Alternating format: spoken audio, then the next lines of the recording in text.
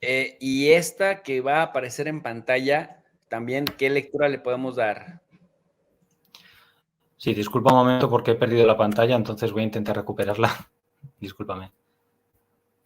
Sí, el título es The US Share of the World Economy. Es lo que representa Estados Unidos para el mundo, el aporte económico. Sí, esto también procede del Banco Mundial y bueno, el periodo que, si no me equivoco, va de 1960 a 2019, perdón, es más o menos el mismo periodo que hemos visto antes, con lo cual es una buena comparación, porque si antes veíamos el declive o el descenso en la población, aquí lo que se ve es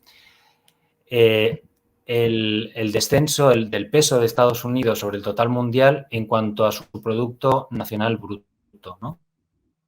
Ahora creo que ya lo estoy viendo. ¿Cómo hay que leer esto? Bueno, vamos a ver. La parte que se ve en azul claro, abajo, es la porción, digamos, que representa la economía de Estados Unidos respecto al resto del mundo. Y la parte que está en azul oscuro representa justamente el resto del mundo. Como vemos, si nos situamos en los primeros años, en 1960 o incluso en 1965-70, vemos que Estados Unidos representa las barras que hay arriba del gráfico, pues representaba un 40% del Producto Interior Bruto del mundo. Es muchísimo, porque un 40% se acerca a la mitad, ¿no? Imaginemos, todos los países del mundo juntos en aquel momento producían el 60% de la producción mundial y Estados Unidos el 40%, un solo país, y los 140 o 150 países restantes, todo lo demás, ¿no?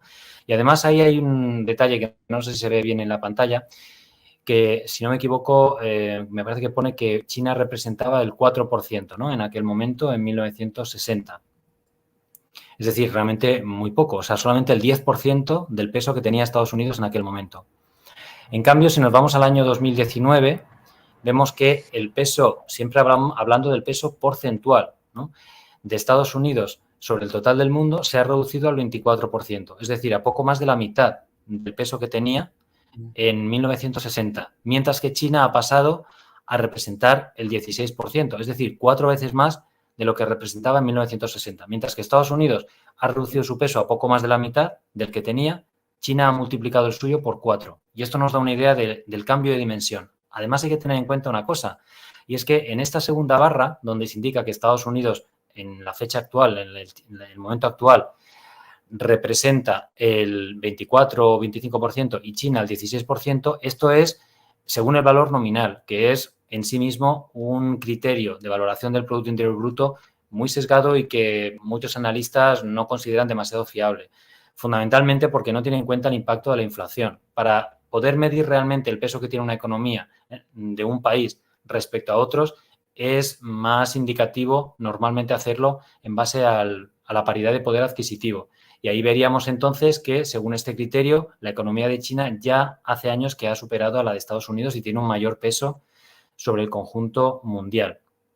Y Estados Unidos pues estaría no en ese 24%, si medimos el Producto Interior Bruto del mundo a paridad de poder adquisitivo, el peso real que tiene la economía de Estados Unidos en el conjunto del mundo es del 15% solamente. Entonces imaginemos que, aunque sigue siendo un porcentaje muy alto porque un solo país representa casi la sexta parte del pastel mundial, por llamarlo de esa forma, es evidente que se ha reducido mucho su peso.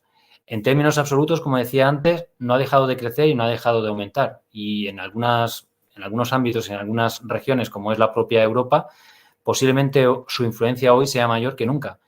Pero, sin embargo, en el conjunto del mundo, pues su peso se ha reducido. Y ahí hay una serie de factores que, bueno, no da tiempo hoy a analizar, pero desde el crecimiento demográfico de los países del llamado tercer mundo, que ahora se llama mundo emergente o mundo en desarrollo, hasta la propia industrialización de muchos de esos países, su cambio de posicionamiento a lo largo de estos años y otros grandes acontecimientos mundiales como son, pues bueno, aparte del crecimiento espectacular de China, el resurgir, llamémoslo así, de Rusia, ¿no?, como tal, e incluso la emergencia que ya estamos viendo de otras potencias. Es decir, que el panorama mundial está cambiando delante de nuestros ojos, ¿no? Pero es que lo estamos viendo. Y el peso de Estados Unidos, pues es evidente que no puede ser el mismo en ese sistema político internacional. Sí, sí, sí, definitivamente. Estamos viendo a otros jugadores y de hecho, bueno, hay proyecciones del Fondo Monetario Internacional mismo, que es otra fuente, digamos, occidental, que hablan de cómo también la India, que por cierto ya superó a China demográficamente hablando, le acaba de dar la vuelta en la primera semana de marzo con más de 1.400 millones de habitantes, ya también es la cuarta economía del mundo, la quinta, perdón. Todavía le falta alcanzar a Alemania y a Japón, pero ya ha superado a Francia y ya ha superado también a la economía del Reino Unido, lo cual me, me, me deja reflexionando lo que también comentabas de la importancia que también es la capacidad demográfica de los países, ¿no?